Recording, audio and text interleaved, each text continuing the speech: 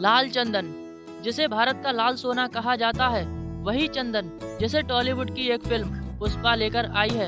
अल्लू अर्जुन की यह फिल्म लाल चंदन के इर्द गिर्द घूमती है और यह फिल्म 2021 की सबसे ज्यादा कमाई करने वाली फिल्म बन गई है।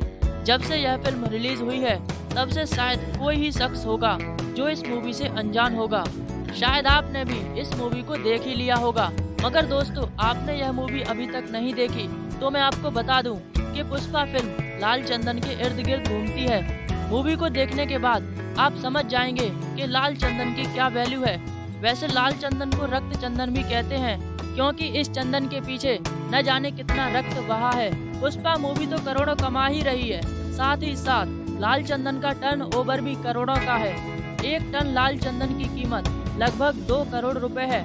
करोड़ों में बिकने वाला यह चंदन दुनिया में कहीं और नहीं बल्कि सिर्फ भारत में ही पाया जाता है, और वो भी लाल चंदन के पेड़ तमिलनाडु और आंध्र प्रदेश के कुछ जिलों में ही उगते हैं। इनकी कम मात्रा में होने की वजह से तमिलनाडु और आंध्र प्रदेश के बॉर्डर पर चीन द्वारा कई बार युद्ध भी किया गया और न जाने कितना रक्त बहा। फिर चीन को दुश्मन घोषित कर दिया गया। चीन आज से नहीं बल्कि सदियों से लाल चंदन के पीछे घात लगाए बैठा है। न जाने कितनी बार साजिशों के द्वारा लाल चंदन को पाने की कोशिश की और आज भी इसे पाने के लिए बेकरार रहता है। अब आप सोच रहे होंगे कि आखिर लाल चंदन की लकड़ी में ऐसा क्या खास है जिसकी कीमत करोड़ों रुपए है। तो आज हम इसी लाल चंदन के बारे में आपको बताएंगे। तो शुरू करते हैं लाल चंदन की बेशकीमती यात्रा। CST creation, amazing fact on YouTube. मैं रुकेगा नहीं साला। लाल चंदन यह भारत के 2 राज्य आंध्र प्रदेश और तमिलनाडु में पाया जाता है, उसमें से भी कुछ ही जिलों में जो तमिलनाडु की सीमा से लगे।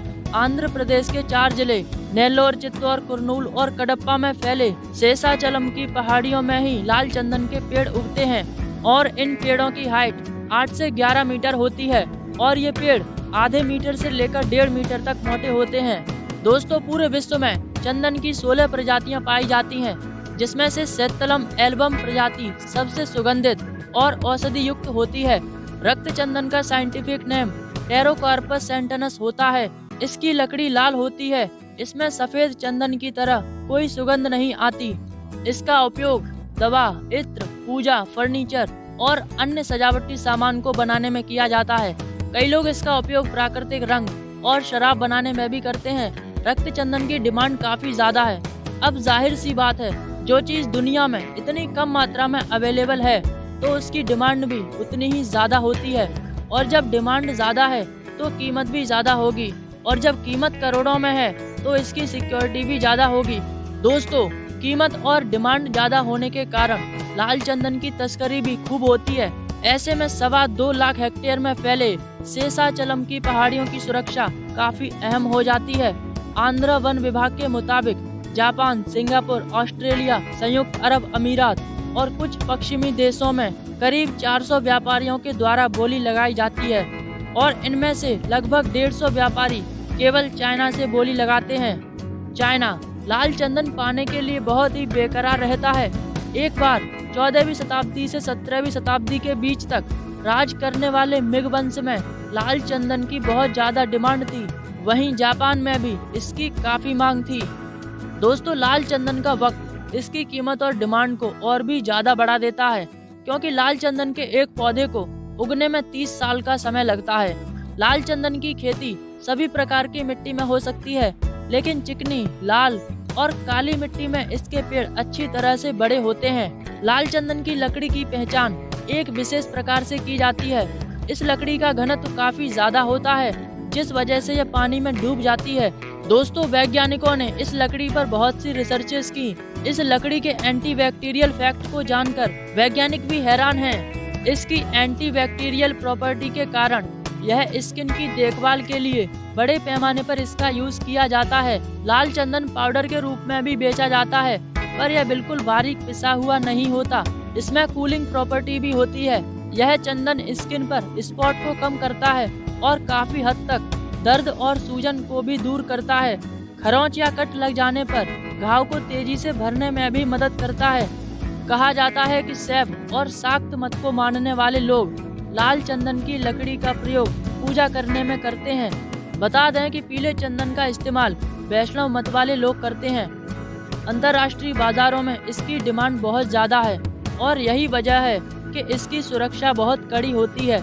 ऐसे में 2.25 लाख हेक्टेयर में फैले शेषाचलम की पहाड़ियों की सुरक्षा काफ़ी अहम है। दोस्तों, सुरक्षा के बावजूद भी लाल चंदन की साल भर में लगभग 20,000 करोड़ रुपए की इलीगल सप्लाई होती है और तस्करी करते हुए पकड़े जाने पर भारत में इसके लिए सजा भी सुनाई जाती है। अगर कोई लाल चंदन की स्मगलिंग करते हुए पकड़ा जाए तो उसे 11 साल की सजा का प्रावधान है।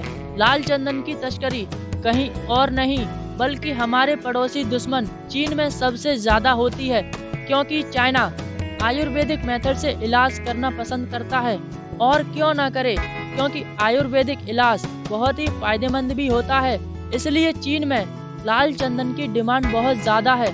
सिर्फ चाइना में नहीं बल्कि जापान, मंगोलिया में भी लोग कई तरह की दवाइयां बनाते हैं जिनसे कई तरह की बीमारियां दूर होती हैं।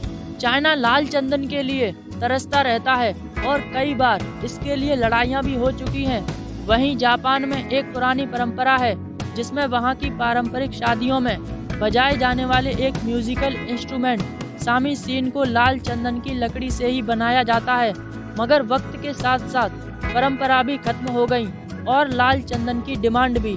मगर चाइना में लाल चंदन की डिमांड आज भी बहुत ज़्यादा है, इसलिए स्मगलर्स को अच्छी खासी रकम दी जाती है। यही वजह है कि कोई भी अपनी जान जोखिम में डालकर लाल चंदन की तस्करी के लिए तैयार हो जाता है। दोस्तों, बड़ी मात्रा में तस्करी के कारण 2.25 लाख हेक्टेयर में फैली शेषाचलम की पहाड़ियों में लाल चंदन की तादाद करीब 50% तक कम हो गई है। दोस्तों, स्मगलिंग के चलते 2015 के एक एनकाउंटर में 20 तस्करों की मौत भी हुई थी। इसके साथ ही बड़ी संख्या में कई गिरफ्तारियां भी होती हैं। लाल चंदन की स्मगलिंग सड़क, जल, वायु तीनों मार्गों से की जाती है। कुछ स्मगलर्स पकड़े जाने के डर से पाउडर के रूप में भी तस्करी करते हैं। दोस्तों, लाल चंदन टेरोकार्पस सेंटिनस के बारे में मैंने आपको काफ़ी कुछ बता दिया है और बाकी आप पुष्पा मूवी को देखकर समझ जाएंगे। तो आज की वीडियो में बस इतना ही। तो मिलते हैं नेक्स्ट वीडियो में। तब तक के लिए good bye and take care.